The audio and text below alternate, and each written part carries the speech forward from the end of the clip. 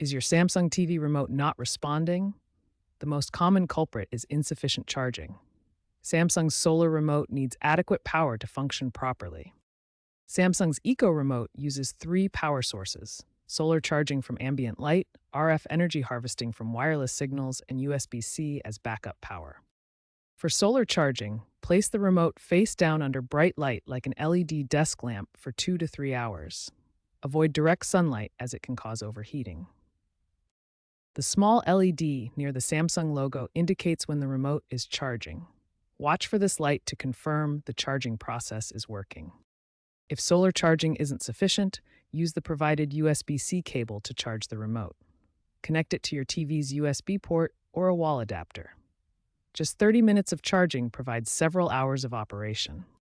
Remember, insufficient light exposure is the primary reason for remote unresponsiveness. Ensure your Samsung Solar Remote gets adequate charging through bright light or USB-C backup to maintain reliable operation. If your Samsung Solar Remote isn't responding and charging isn't the issue, the next step is to repair the remote with your TV. You should see an on-screen pairing confirmation, and the remote's LED will blink during this process. This basic repairing resolves most connectivity issues. For persistent pairing issues, use the advanced method through your TV's settings menu.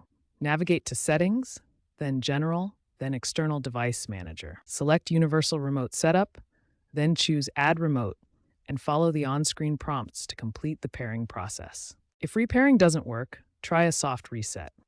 First, remove the remote from your TV's Bluetooth device list, then hold the power button for 8 seconds or more. As a last resort, perform a factory reset by holding Return, Volume Down, and Play Pause buttons simultaneously for 10 seconds.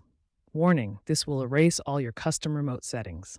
You can also reset the remote through your TV's settings. Go to Settings, General, Reset, then select Reset Remote. This clears all paired remote data from the TV side.